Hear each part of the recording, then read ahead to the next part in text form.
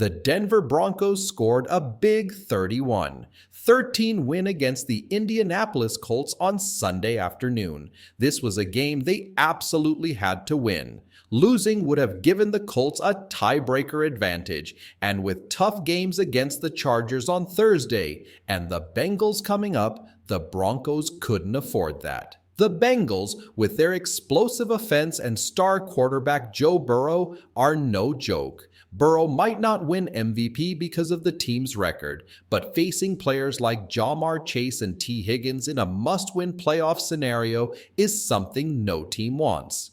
By beating the Colts, the Broncos secured a winning season and made their playoff chances almost a sure thing. Now, even if the Colts manage 9 wins, the Broncos hold the tiebreaker. The Dolphins also lost, which helps Denver's case, though the Bengals could make things interesting by winning 9 games and beating the Broncos later. Still, this victory gives the Broncos a 91% chance to make the playoffs.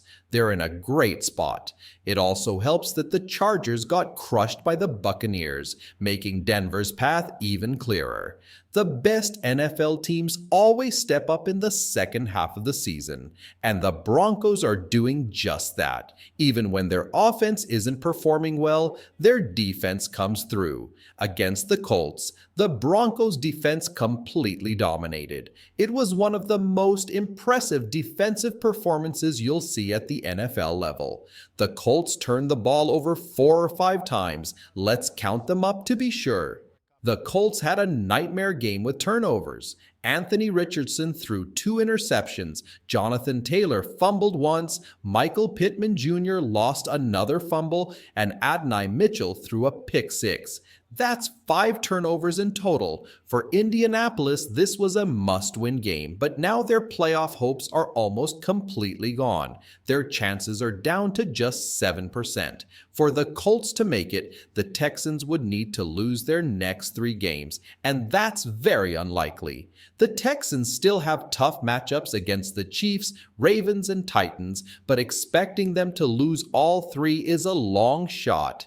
This game was crucial for both teams, but Denver came out on top, largely thanks to their incredible defense. I've been saying it all week. The Broncos' defense is the best in football. Bo Nix, despite throwing 3 interceptions, still managed to score 3 touchdowns and run for 23 yards. But when it mattered most in the second half, he made the big plays that Anthony Richardson couldn't. The Colts' defense put up a strong fight and was nearly perfect at times.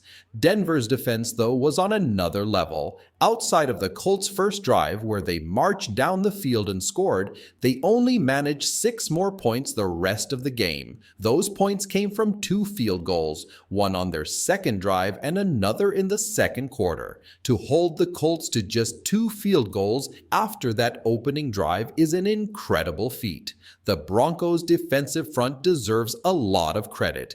They were absolutely elite, consistently applying pressure with just 4 rushers. This kind of dominance up front sets the tone for the entire defense and was key to their success in this game. The Broncos didn't need to blitz much in this game. Their defensive front was so dominant that they could consistently pressure Anthony Richardson with just 4 rushers. This allowed them to drop 7 players into coverage, making it nearly impossible for Richardson to find open targets. Even the 17 completions he managed were mostly in incredibly tight windows. Only quarterbacks like Josh Allen or Justin Herbert could make those throws with such precision. The only downside for Denver was seeing Patrick Surtain leave the game with an ankle injury. He initially limped off the field after tweaking his ankle during a play where he made a brilliant interception. Unfortunately, after trying to return, he had to leave again. It's concerning because Surtain is not just the best player on Denver's defense, but also a strong contender for Defensive Player of the Year. Denver's defense had standout performances across the board. Nick Bonitto had a pick 6, adding to his double-digit sack total for the season. Zach Allen and others also deserve credit, but Surtain has been the backbone of this defense. His interception was a highlight of the game as he read Richardson perfectly in zone coverage, jumped the route, and made a huge play. On the Colts side, Jonathan Taylor's critical mistake at the 1-yard line turned the game's momentum. He fumbled just before crossing the goal line, giving the Broncos a touchback instead of a Colts touchdown. If the Colts had scored, they would have taken a 10-point lead, which could have changed the outcome. This moment reflects why the Colts have struggled this season, costly, avoidable mistakes. Despite their talent, moments like Taylor's fumble have kept them from turning potential wins into actual victories. Adversity is the perfect word to describe the Colts season.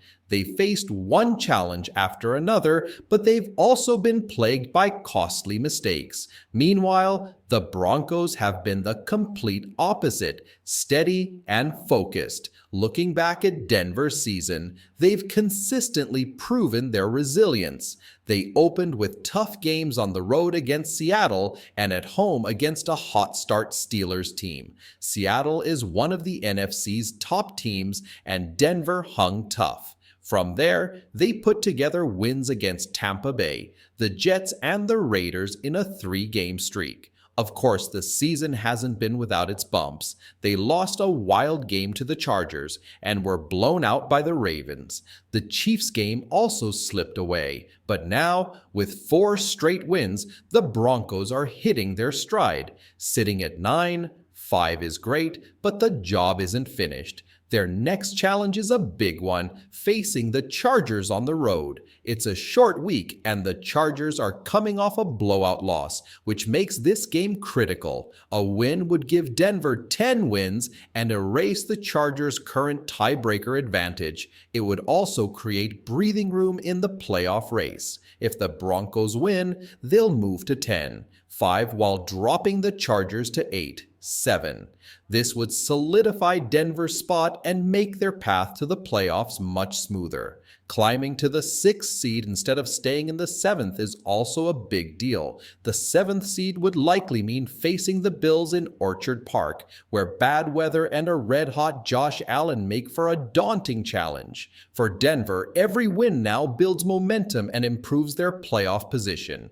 The team has come a long way, and this game against the Chargers could be another big step forward. It's tough to say who can beat the Bills right now. Yes, the Rams managed to do it, but going to Buffalo with a rookie quarterback like Bo Nix, that's not a situation anyone wants, especially with how explosive Buffalo's offense has been. Even with Denver's strong defense, facing the Bills in Orchard Park should be avoided at all costs. Thankfully, moving into the 6th seed changes everything. In that spot, Denver would face the Steelers in Pittsburgh. While it's still an away game, it's a far more favorable matchup. And if the Broncos climb to the 5th seed, they'd face the Texans in Houston. That's even better. The Texans have been winning games, but let's be honest, some of those wins have been shaky.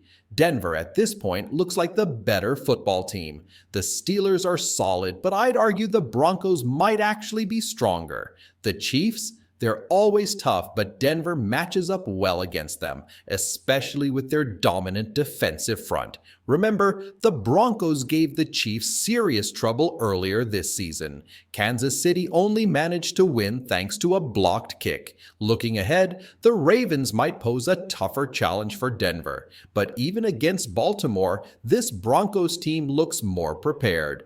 Bo Nix has settled in, and the defense is playing at an elite level. Winning a game against a desperate Colts team despite the offense not doing much says a lot about Denver's potential. It's worth noting the offense had been very productive in previous weeks.